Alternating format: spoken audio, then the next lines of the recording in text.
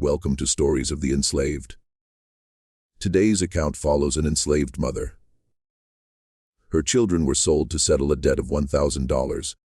What she did next seemed impossible. This is a painful, intense story of loss, desperation, and a choice no one believed she could make. Take a breath, steady yourself, and listen closely. Before we start, please subscribe to the channel. Comment below with the city and country you're listening from. Your engagement helps ensure these stories are remembered, not buried. Let's begin. In October 1855, in Adams County, Mississippi, a white plantation owner named Thomas Whitmore made a decision. That decision would ultimately destroy everything he had ever built. To pay a gambling debt of $1,000, he sold 3 children. But these were no ordinary children. They were his own flesh and blood, children he had fathered through the systematic rape of an enslaved woman named Celeste. He sold his own sons and daughter as if they were livestock, never imagining that the woman he had brutalized for over a decade would become the architect of his complete and utter ruin. This is a story about what happens when a man underestimates the woman he believes he owns. It is a story of patience, of cunning, and of a mother's love. A love so powerful it burned through every obstacle placed before it. It is also a story of justice, though not the kind delivered by courts or laws. This is the story of Celeste, and how she brought a powerful white man to his knees without ever raising a weapon. To understand Adams County, you must first understand Mississippi in the 1850s. Cotton was king in the American South, and Mississippi was at the very heart of that kingdom. The state possessed some of the richest soil in the entire region, especially along the Mississippi River, where centuries of flooding left the land dark and fertile. Plantation owners carved out massive estates from this land, some spanning thousands of acres. All of it was worked by enslaved people who had no rights, no freedom, and no legal protection from any cruelty their masters chose to inflict. Adams County was among the oldest and wealthiest counties in the state. The county seat, Natchez, was home to more millionaires per capita than almost anywhere else in the United States. These were men who built their fortunes on the backs of enslaved laborers. Men who lived in grand, columned mansions, while the people who made their wealth possible lived in rough wooden cabins with dirt floors. The social hierarchy was rigid and absolute. White planters sat at the top, followed by white overseers and merchants. Then came poor whites who owned no slaves. At the very bottom, treated as property rather than people, were the enslaved. Thomas Whitmore was not one of Adams County's great planters, but he desperately wished to be. His family had arrived in Mississippi in the 1820s, purchasing a modest 400-acre property they called Whitmore Hall. It was respectable, if not grand, by local standards. Thomas inherited the estate in 1841 after his father died of yellow fever. From the beginning, he was consumed by a desire to expand, to grow, to join the wealthy elite whose approval he craved. But Thomas Whitmore possessed expensive tastes and very little business sense. He gambled heavily on horse races and card games. He invested in ventures that collapsed. He bought things he could not afford to impress people who looked down on him regardless. By the early 1850s, Whitmore Hall was mortgaged to the limit, and Thomas was drowning in debt. A secret he kept from everyone, including his wife, Margaret. Margaret Whitmore came from a family with more social standing than money. This made her a perfect match for Thomas in one sense, and a disaster in another. She brought respectability, but no fortune. She was a cold woman, rigid in her beliefs and obsessed with maintaining appearances. The couple had 2 sons together, both sent away to boarding school in Virginia at young ages. Margaret ran the household with an iron fist, spending most of her time in social activities with other plantation wives, pretending all was perfectly fine at Whitmore Hall. When our story begins, approximately 47 enslaved people lived and worked at Whitmore Hall. They worked the cotton fields, tended livestock, maintained the house, and performed every task needed to keep the plantation running. Among them was a woman named Celeste. Celeste was born around 1822 on a Virginia plantation. She never knew her father. Her mother, Ruth, was a house slave who raised Celeste to be quiet, obedient, and invisible, survival skills in a world where attracting attention could mean a beating or being sold.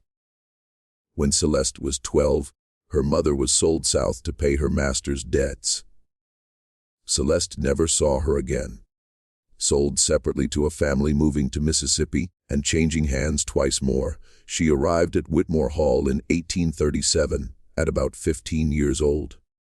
Thomas Whitmore noticed her immediately. Celeste was what slave traders of the era called a fancy girl, a term that should make your skin crawl, but one used openly in the antebellum South. It referred to enslaved women and girls considered attractive by white standards, often purchased for sexual exploitation. Celeste had light brown skin, indicating mixed ancestry, and features Thomas Whitmore found appealing. Within months of her arrival, he began visiting her cabin at night.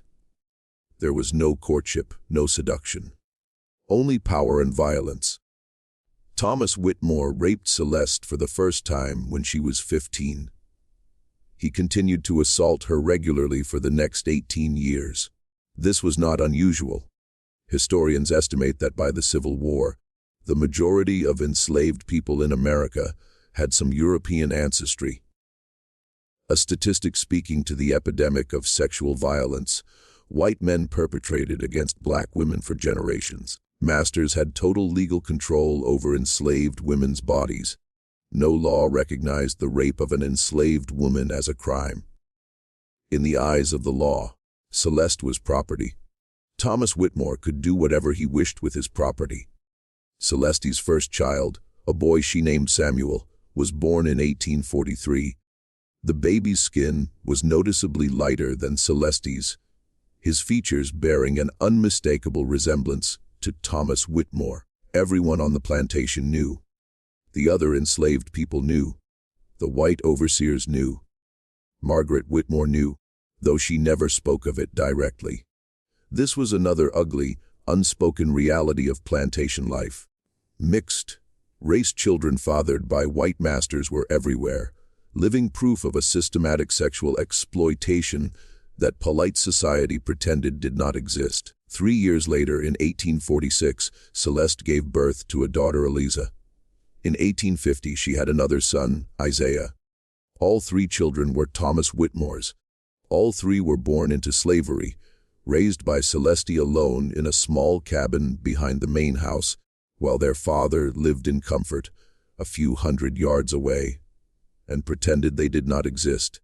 Celeste did everything possible to protect her children and grant them what small joys existed within their brutal reality. She sang to them at night. She told them stories of a world where people could go wherever they wished and do whatever they chose. She taught them to be careful, to stay out of sight, to never give any white person a reason to notice them. She also watched constantly for any sign Thomas might turn his attention to Eliza as he had to her, a fear that haunted many enslaved mothers. By 1855, Samuel was 12, already working in the fields. Tall, strong, a good worker who kept his head down. Eliza was 9, a quiet girl, helping with domestic work in the main house, having learned, like her mother, to be invisible. Isaiah was 5. Still young enough to play, still innocent enough to smile despite the world he was born into. Celeste loved them with a ferocity that sometimes frightened her. They were the only good things in her life, the only things truly hers. She would have died for them without hesitation. She would have killed for them if necessary, but she never imagined she would have to watch them be taken from her, sold like animals while their own father counted the money. The trouble began in the summer of 1855. Thomas Whitmore had accrued a gambling debt he could not pay. He owed $30,000 to a cotton broker from Natchez named Crawford, a man not known for patience. Crawford had given multiple extensions, but his patience had run out. He wanted his money and made it clear that if he didn't get it, he would start speaking publicly about Whitmore's debts. In Adams County, where reputation was everything, this threat was nearly as frightening as physical violence. Whitmore was desperate. He had borrowed all he could. He had sold parcels of land until nothing remained to sell, without losing the plantation itself. That year's crops had been mediocre, insufficient to cover operating expenses, let alone his debts. He needed $1,000, and he needed it quickly. The solution, when it came to him, was brutally simple. He would sell some of his slaves. Slave sales were common in the antebellum South, as unremarkable as selling livestock. Every southern city had slave markets. Natchez had one of the largest in the region, at a place called Forks of the Road, where hundreds were sold monthly. Prices varied by age, health, and skill. A healthy adult male field hand could fetch between $800 and $1,500. Women typically sold for less, unless they were skilled domestics or young and attractive, commanding premium prices for obvious, horrifying reasons. Children were generally worth less, but a healthy child was still a valuable commodity. Thomas Whitmore knew exactly which slaves he would sell. Samuel was strong, healthy, already capable of real work. He would fetch a good price. Eliza was young but pretty, domestically trained, the kind of girl who would appeal to certain buyers. Isaiah was young, but young children often sold in lots or to buyers seeking long-term investments. Together, the three might bring more than enough to cover the debt to Crawford. The fact that these children were his own flesh and blood did not give him pause. Perhaps he never truly thought of them as his children. Perhaps he had spent so many years denying their existence that he convinced himself they meant nothing. Perhaps he was simply so desperate, so terrified of social ruin, that he would do anything to save himself. Whatever his reasoning, Thomas Whitmore made his decision. On a cool October morning in 1855, he set that decision in motion. Celeste knew nothing of what was coming. She woke before dawn, as always, and began her kitchen work. Years earlier, she had been assigned to domestic work, meaning she cooked, cleaned, and served in the main house while her children worked elsewhere. It was hard, but it kept her close, where she could sometimes catch glimpses of them and know they were all right. The first sign of trouble came mid-morning. Celeste heard more horses than usual. Looking out the window, she saw three unfamiliar, well-dressed men riding up the drive with Thomas Whitmore.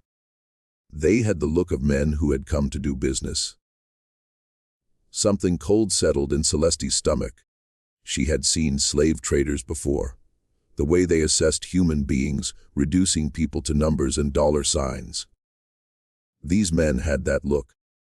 She tried to tell herself she was wrong, that Whitmore was selling field hands or older workers.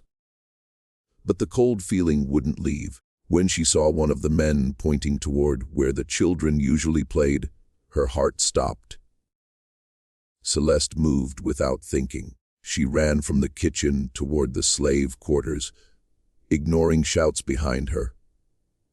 Driven only by the desperate need to reach her children. She found Samuel first, grabbing his arm, demanding to know where Eliza and Isaiah were. Before he could answer, she heard Eliza scream. The next few minutes were a nightmare Celeste would relive every night for years. White strangers were grabbing her children, dragging them toward waiting horses. Samuel fought back. A man hit him across the face, blood spraying from his nose. Eliza cried and called for her mother, struggling against hands that gripped her thin arms like iron bands. Isaiah, just 5, stood frozen in terror, tears streaming, too frightened to make a sound. Celeste threw herself at the men. She clawed, scratched, and bit, fighting with every ounce of strength. It made no difference. Someone hit her from behind. She went down hard, her face striking the dirt. By the time she pushed herself up, her children were being loaded into a wagon. Samuel, still fighting, had his hands tied. Eliza had gone limp, her eyes empty with shock. Isaiah cried for his mama, reaching his small arms toward her, calling her name over and over. And standing beside the wagon, watching with a blank expression, was Thomas Whitmore. Celeste looked at him. This man who had violated her for nearly 2 decades, who had fathered her children and was now selling them like livestock. And she felt something change inside her. The fear and desperation transformed into something else, something cold, patient, and deadly. She did not scream. She did not beg. She simply looked at Thomas Whitmore. And in that moment, she made a silent vow. She did not know how, and she did not know when, but she would destroy him. She would take everything he had. She would make him suffer in ways he could not imagine. And then, when he had lost everything, she would find her children and bring them home. The wagon pulled away, carrying her children down the dusty road toward Natchez, where they would be separated and sold to different buyers. Samuel was sold to a cotton planter from Alabama named Jeremiah Stone. Eliza was purchased by a wealthy New Orleans family for domestic service. Isaiah, too young for immediate use, was sold cheaply to a sugar plantation in Louisiana, where young children were often worked in the fields as soon as they could walk. Within a single morning, Thomas Whitmore had scattered his own children across 3 states. He paid Crawford and returned to his life as if nothing happened. He ate dinner in his fine dining room, served by enslaved people moving silently around him. He slept in his comfortable bed next to Margaret, who asked no questions. He woke the next morning and went about his business, never giving a second thought to the children he had sold or the woman whose life he had just destroyed. But Celeste was already planning. In the days following the sale, Celeste moved through her duties like a ghost. She cooked, cleaned, and served as always. She responded when spoken to, obeyed every command. To any observer, she appeared a woman who had accepted her loss, resigned to her reality. This was exactly what she wanted them to see. Inside, her mind worked constantly, turning over plans and possibilities, seeking weaknesses to exploit. She had no power, no money, no legal rights. She was property under constant surveillance. Any plan required perfect patience and absolute secrecy. One mistake, one suspicious move, and she would be sold away or beaten into submission. First, Celeste needed information. She needed to understand Thomas Whitmore's weaknesses, his secrets, the things he kept hidden. She needed leverage, something that would allow a powerless enslaved woman to bring down a white plantation owner in a society designed to make that impossible. Working in the main house gave her opportunities field slaves did not have. She was in and out of rooms all day, overhearing conversations not meant for her ears, seeing documents left on desks, letters in the mail, visitors coming and going. Most enslaved house workers learned to be selectively deaf and blind to protect themselves. Celeste did the opposite. She began paying attention to everything. At first, she didn't know what she sought. She gathered information randomly, memorizing names, numbers, and conversation snippets without knowing their meaning. Thomas Whitmore discussed money troubles. Margaret wrote letters complaining of her husband's gambling. The overseer reported on crop yields. Business associates discussed cotton prices. Celeste absorbed it all, filing everything away, waiting for something useful to emerge. The problem was Celeste could not read. Like most enslaved people in the South, she had never been taught. In most southern states, it was illegal to teach enslaved people to read and write. Slaveholders understood literacy was power, that a person who could read could access information, forge passes, communicate secretly. They kept their human property illiterate deliberately, as a form of control. But Celeste knew that to find what she needed, she must learn, and she knew exactly who could teach her. His name was Solomon. Nearly 70, he had worked at Whitmore Hall since before Thomas was born. In his youth, on a Virginia plantation, his master, unusually, had allowed some slaves to learn basic reading and arithmetic. Solomon had learned as a child and kept that knowledge hidden for over 50 years. He was careful, never reading openly, never revealing his skill to anyone he did not trust completely. But Celeste had known him her whole time at Whitmore Hall, and she knew his secret. Once, late at night, she had seen him reading a scrap of newspaper. He looked up, saw her watching. They stared at each other. Then she turned and walked away without a word. Neither ever spoke of it. Now she went to Solomon and asked him to teach her. It was an enormous risk for both. If caught, the consequences would be severe. Sale, beating, possibly death. But Solomon looked at her, saw the rage and determination burning behind her calm exterior, and agreed. They began meeting in secret, late at night in a corner of the barn. Solomon taught Celeste the alphabet, then simple words, then gradually more complex texts. Celeste was a fast learner, driven by a motivation that made her absorb information like dry soil absorbs rain. Within months, she could read basic documents. Within a year, she could read almost anything, though slowly and with effort. Now she could access previously closed information. She could read Margaret's letters left lying around. She could read business documents in Thomas's study. She could read receipts and records, tracking every financial transaction on the plantation. Gradually, a picture formed. Thomas Whitmore was not just struggling financially, he was on the verge of complete collapse.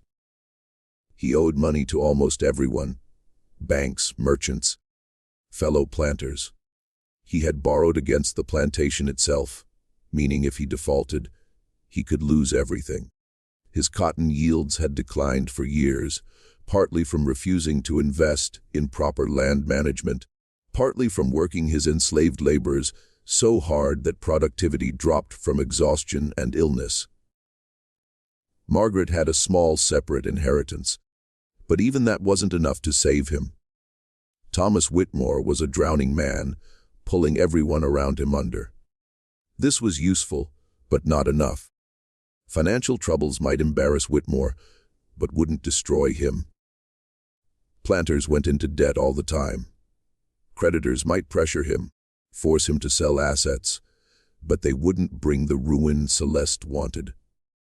She needed something more, something that would turn his community against him, make him an outcast, something unforgivable. She found it in the spring of 1857, almost 2 years after her children were sold. Cleaning Thomas Whitmore's study, Celeste found a letter carelessly left in an unlocked drawer, addressed to a man named Harrison, an old friend from Whitmore's school days. It was several years old, from around Isaiah's birth, written in Whitmore's own hand. What she read made her hands shake. The letter was casual, almost joking, the way men write to old friends when they think no one else will read their words. Whitmore complained about his wife's coldness and boasted about his relationship with Celeste, but it was not a relationship ordinary people might imagine. Whitmore wrote about his children, Samuel, Eliza, and the new baby, making his paternity absolutely clear. He made crude jokes about his shadow family in the slave quarters. He expressed satisfaction that his real legacy might be carried on by children who would never bear his name. He mentioned physical characteristics, proving the children were his. Details no one could know without close observation. It was a confession. written and signed in his own hand. Celeste held it, barely breathing, reading it over and over. Her heart pounded in her throat. She had found what she sought. This letter, reaching the right people, could destroy Thomas Whitmore more completely than any financial scandal. Here was what white Southern society refused to acknowledge openly, but could not ignore when confronted with proof. Masters fathered children with enslaved women constantly, but they did not admit it. They did not write about it. They certainly did not joke about it in letters that could fall into the wrong hands. The whole system depended on collective denial, a willingness to pretend light-skinned children in slave quarters appeared from nowhere. When a man was publicly exposed as the father of enslaved children, when evidence was undeniable, social consequences could be devastating. Other planters would distance themselves. Business partners would cut ties. The polite fiction holding the system together would be exposed as a lie, and everyone participating would resent the man who forced them to confront it. The financial implications were even more significant. Thomas Whitmore hadn't just fathered children with an enslaved woman. He had sold those children. The buyers believed they purchased what the slave trade called full-blooded Negroes, not the mixed-race children of a white planter. In the twisted logic of the antebellum slave market, this was fraud. Buyers had paid for one type of merchandise and received another. They could demand refunds. They could sue. They could accuse Whitmore of deliberate misrepresentation. This wasn't about morality. Morality had nothing to do with how the South operated. This was about money and reputation, the only things that truly mattered to men like Thomas Whitmore. And Celeste had just found the weapon to take both away. But she couldn't act yet. She needed to plan carefully. She needed more evidence and a way to expose Whitmore without getting herself killed. So she placed the letter back exactly as found and returned to her work. She gave no sign anything had changed. She cooked dinner, cleaned dishes, went to her cabin, lay in darkness staring at the ceiling, and began to plan. Over the next several months, Celeste gathered more evidence. She found Margaret Whitmore's diary, containing pages of anguished entries about her suspicions regarding her husband and that woman. Margaret had never confronted Thomas directly, never spoken openly, but she had written everything down. She described the children who looked so much like her husband. She wrote of finding Thomas leaving Celeste's cabin late at night. She documented her humiliation and rage, all in her own handwriting, corroborating the letter to Harrison. Celeste also saved small physical evidence, locks of hair from Samuel and Eliza as babies, a small toy Thomas had carved for Samuel when the boy was very young, before Whitmore hardened himself to his children's existence. Alone, these proved nothing. Combined with written evidence, they created a picture difficult to deny. The final piece involved the buyers. Celeste needed to learn who they were and where they had taken Samuel, Eliza, and Isaiah. This information wasn't easy. Slave sales were poorly documented. Sellers had no obligation to tell enslaved parents anything. But Celeste listened carefully whenever business was discussed. Eventually piecing together basic facts, Samuel was bought by Alabama planter Jeremiah Stone, Eliza by the Beaumont family in New Orleans. Isaiah sold to a Louisiana sugar operation, though the exact location remained unknown. Now she had evidence and knew who had her children. The question was how to use it. Celeste couldn't simply mail the letter and diary pages to buyers herself. She couldn't read and write in a way allowing direct communication with white people. Even if she could, no one would believe accusations from an enslaved woman. They'd assume she was lying or simply not care. She needed someone else to deliver the information, someone whose word would be taken seriously. She found that person in the fall of 1857. James Crawford, the same cotton broker to whom Thomas Whitmore had owed Fullers and $1,000 2 years earlier. Crawford was not a moral man. He bought and sold cotton produced by slave labor without qualms. But he was a businessman with contempt for cheats, liars, and debt dodgers. He still resented Whitmore for stringing him along, and was always seeking information for advantage. Celeste took an enormous risk. She approached Crawford during a plantation visit, waiting until he was alone. She told him she had information about Thomas Whitmore, worth a great deal to the right people. Crawford was suspicious, but Celeste was careful. She revealed just enough to pique his interest, hinting at scandal and fraud without details. She said, Whitmore sold children under false pretenses, and buyers would be interested in the truth. Crawford was intrigued. He didn't trust Celeste, but recognized she might be telling the truth. He agreed to investigate, promising to ensure the information reached those who needed to know. Over the next weeks, Crawford researched. He contacted buyers, asking casual questions about their purchases and satisfaction. He examined sales records, noting descriptions provided. Confirming enough to believe Celeste's story, he returned for evidence. Celeste gave him copies of the letter and diary pages, painstakingly reproduced by hand during late nights in the barn, practicing writing skills Solomon taught. She gave locks of hair and the carved toy, telling him everything about Whitmore's relationship with her and the children he fathered and sold. Crawford took the information and disappeared. For weeks, Celeste heard nothing. She continued her work, showing no difference, waiting and hoping. She didn't know if Crawford would follow through, if evidence would be enough, if she'd survive to see results. Then, in early 1858, everything began falling apart for Thomas Whitmore. The first sign was a letter. It arrived at Whitmore Hall on a cold January morning, marked urgent. Celeste served breakfast as Whitmore opened it. She watched his face while pretending to arrange dishes. Color drained from his cheeks. His hands trembled. He read it twice, then a third time, as if unbelieving. The letter was from Jeremiah Stone, the Alabama planter who purchased Samuel nearly 3 years earlier. Stone didn't waste words. He wrote of receiving disturbing information about the boy he bought. That Samuel was not, as represented, the child of 2 enslaved parents, but Whitmore's illegitimate son. Stone demanded an explanation and a full refund of $400+ compensation for expenses, housing, damaged goods. Thomas Whitmore put down the letter, staring at nothing. Margaret asked what was wrong. He said it was nothing, just business. But Celeste saw fear in his eyes.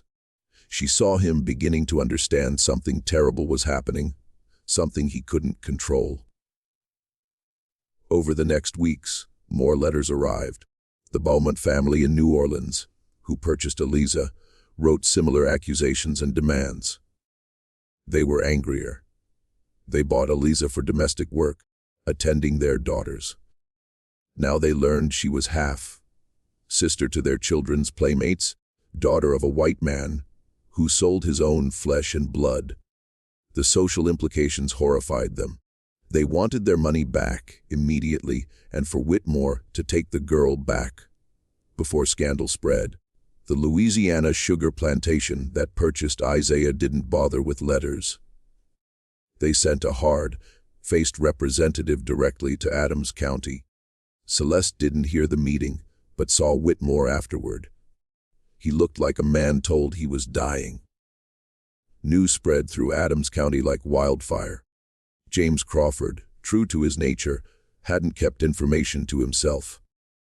He shared it with business associates, who shared with friends, who shared with wives, who spread it through every parlor and drawing room in Natchez. Within weeks, everyone knew. Thomas Whitmore fathered children with an enslaved woman. Thomas Whitmore sold those children to unsuspecting buyers. Thomas Whitmore committed fraud, lied, violated unwritten codes. The reaction was swift and merciless. This wasn't about morality. Nobody in Adams County cared Whitmore raped an enslaved woman for 18 years. That was common, unremarkable. Nobody even cared much he fathered children. That too was common, though supposed to remain unacknowledged. What they cared about was fraud. What they cared about was public exposure. What they cared about was Whitmore being caught, his dirty secrets dragged into light, his carelessness threatening to expose the whole rotten system they all participated in. Other planters distanced themselves immediately. Men who dined at his table, hunted on his land, suddenly were unavailable. Social invitations stopped. At church, people moved away as if he carried disease. Margaret sat rigid and pale in their pew, enduring stares and whispers, her face a mask of humiliation. Financial consequences followed. Creditors who had been patient for years demanded immediate payment. Banks called in loans. Business partners wanted nothing to do with him. Within 3 months, Thomas Whitmore went from struggling but respectable planter to pariah who couldn't borrow from anyone. Buyers made good on threats. Jeremiah Stone filed an Alabama lawsuit demanding refund and damages for fraud. The Beaumonts did the same in Louisiana. The sugar plantation joined legal action. Suddenly, Thomas Whitmore faced litigation in 3 states with potential judgments far exceeding anything he could pay. But the worst blow came from inside his house. Margaret Whitmore had spent years pretending not to know about her husband and Celeste. She buried suspicions, swallowed humiliation, maintained a respectable facade, because that was expected. Now her private shame was public knowledge. Everyone knew. Friends, family. Her children in Virginia would eventually hear gossip. Everything she worked to hide was exposed, forcing her to confront a truth she spent years denying. Margaret didn't handle it well. By spring 1858, she showed signs of what people then called nervous collapse. She stopped eating, stopped sleeping. She sat for hours staring, or flew into sudden rages, screaming at servants, throwing things. She became obsessed with the idea everyone was laughing at her, that her life was a lie. Her sister came from Virginia to care for her, but Margaret worsened. By summer, she stopped speaking coherently, muttering about children, blood, and lies, sometimes laughing for no reason. In August 1858, Margaret's family had her committed to the Mississippi State Lunatic Asylum in Jackson. She would spend the rest of her life there, never recovering sanity, never returning home. The woman who spent years maintaining appearances was finally destroyed by the truth she refused to face. Thomas Whitmore was now alone. His wife was gone. His legitimate sons, informed of scandal, refused communication. Friends abandoned him. Creditors circled like vultures. Lawsuits from Alabama, Louisiana, and sugar country ground forward, promising to take whatever remained. Celeste watched from shadows. She continued housework, showing no connection to the catastrophe engulfing her master. If anyone suspected she was responsible, they didn't say. The idea an enslaved woman orchestrated such complex destruction seemed absurd to most white people of the time. They couldn't imagine someone they considered property capable of such intelligence, patience, ruthless determination. But Celeste wasn't finished. In fall 1858, Whitmore Hall was put up for sale to satisfy debts. Plantation house, equipment, and all enslaved people were to be auctioned. This was the moment Celeste waited for, but also greatest danger. If sold to a new owner, she might end up anywhere. Far from Mississippi, far from hope of finding her children, separated from everything worked for over 3 years. She had one more card to play. James Crawford, who helped spread information about Whitmore, had become something unexpected. If not an ally, a useful contact. Crawford profited handsomely from Whitmore's downfall, buying debts at discount and positioning himself to acquire choice pieces of the estate. He wasn't a good man, but practical. Celeste had proven a valuable information source. She approached Crawford weeks before the auction. She told him she wanted freedom. She said she had more information. Secrets about other county planters overheard during years in the Whitmore house. She could be useful, continuing to gather information, providing advantages. All she wanted in return was freedom. Crawford considered. He was a businessman recognizing a good deal. An enslaved woman who could read, proven capable of gathering and using sensitive information with connections throughout Adams County's domestic slave networks. Such a person was worth more free than enslaved. If he bought and freed her, she would owe him. She would work willingly from gratitude and self-interest, not compulsion. He would have a spy in places he couldn't go. He agreed. At the Whitmore estate auction in October 1858, James Crawford purchased Celeste for $350. 1 week later, he signed papers legally manumitting her, making her a free woman for the first time. She was approximately 36 years old, having spent over 2 decades enslaved. Now, finally, she could begin work planned since the day her children were taken. Finding her children wouldn't be easy. The South in 1858 was vast and hostile for a free black woman traveling alone. The Fugitive Slave Act of 1850 meant any black person could be seized as a runaway with almost no legal protection. Free papers could be stolen, destroyed, or ignored. Traveling between states required navigating a maze of local laws and customs, risking imprisonment or worse. Buyers had no obligation to sell, no matter how much money Celeste offered. But Celeste had advantages most in her position didn't. She could read and write. She had connections to Crawford and his merchant, trader network throughout the South. She spent 3 years gathering information on the slave trade, understanding routes, markets, paperwork moving human beings. She had unshakable determination. She also had money. Not much, but some. Crawford gave a small sum as part of their arrangement, enough to travel and support herself months.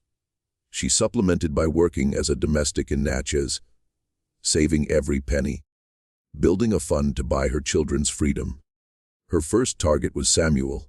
Samuel was sold to Jeremiah Stone in Marengo County, Alabama. Celeste knew from Crawford's contacts Stone was a plaintiff in the lawsuit against Whitmore. Angry, possibly willing to negotiate, she traveled to Alabama spring 1859, carrying free papers and Crawford's letters of introduction, presenting herself at Stone's plantation. The meeting didn't go well initially. Stone was suspicious of a free black woman traveling alone asking about a slave. He threatened arrest, but Celeste was calm, persistent. She explained Samuel was her son. She explained she had money. She offered to buy him at fair price, higher than Stone paid. She appealed to self-interest, noting his expensive litigation with Whitmore. Selling Samuel would be one less complication. Stone thought it over. He had never been comfortable with Samuel since learning the truth. A white man's son among his slaves was an awkward reminder. Celeste offered cash, more than the boy's open market value. He agreed to sell. The pricey $500, more than Celeste had. She returned to Mississippi, spent 6 months working, saving, borrowing small amounts from Crawford and free black communities in Natchez supporting her cause. By fall 1859, she had the money. She returned to Alabama, paid Jeremiah Stone, and walked out with her son. Samuel was 15. He barely recognized his mother. He spent 4 years as a field hand, working dawn to dusk, beaten when slowing, half-starved. The boy who fought his captors was now a young man with scars on his back and weariness in his eyes breaking Celeste's heart. But he was alive. He was free. He was with her. They returned to Mississippi. Celeste immediately planned the next rescue. Eliza was in New Orleans, owned by the Beaumonts. More complicated. New Orleans was a large city with complex slave markets, the Beaumonts wealthy, possibly unwilling to sell. But Celeste learned from her first success. Patience and persistence could overcome impossible obstacles. She traveled to New Orleans early 1860, spending weeks gathering information on the Beaumont household routines, finances, social connections. She learned Eliza became a skilled seamstress, more valuable, but also that the family prepared to move to France to escape growing tensions over slavery. They wouldn't take slaves. They would look to sell. Celeste positioned herself as a buyer. Using Crawford's connections, she presented as a representative of a free black community in Ohio looking to purchase enslaved people and bring them north to freedom. A plausible story, giving cover from too many questions. The Beaumonts agreed to sell Eliza for $600, more money than Celeste ever saw. But she had prepared. She saved. She borrowed. She did everything necessary to have funds ready. In March 1860, Celeste bought her daughter's freedom. Eliza was 13, thin, quiet, with eyes too old for her face. She spent nearly 5 years in the Beaumont household, learning to sew, clean, make herself useful, learning invisibility as her mother had decades before. When Celeste found her and said who she was, Eliza didn't cry. She didn't speak. She stared at her mother a long moment, then nodded as if always knowing this day would come. Now Celeste had 2 children, but Isaiah was still missing. Finding Isaiah was hardest. Sold to a Louisiana sugar plantation, Celeste never determined exactly which one. Sugar country was different, more brutal, more deadly. Enslaved people there had shorter life expectancies than almost anywhere. Worked to death in grinding mills and boiling houses, processing raw cane. A child sold into that world at 5 might not survive to 10. Celeste spent over 2 years searching for her youngest son. She traveled throughout Louisiana following rumors and leads often false. She bribed overseers and clerks for plantation records. She questioned enslaved people who might have seen a boy matching Isaiah's description. She faced constant danger from suspicious whites, disliking free blacks asking questions, from slave catchers seeing opportunity to kidnap and sell her back into bondage, from simple travel hazards in a region on the brink of civil war. The war complicated everything. When Confederates fired on Fort Sumter, April 1861, the South erupted into chaos. Travel became dangerous, unpredictable. Networks Celeste relied on were disrupted. Many who helped now focused on survival, not one woman searching for her child. But Celeste didn't give up. She couldn't. She hadn't come this far. Hadn't destroyed a powerful white man, freed herself, rescued 2 children, only to abandon the third. Isaiah was out there. She would find him or die trying. She found him spring 1863. Isaiah was on a plantation called Belleter, about 50 miles west of New Orleans. He was 12. Surviving 8 years in sugar fields was remarkable itself, but survival came at cost.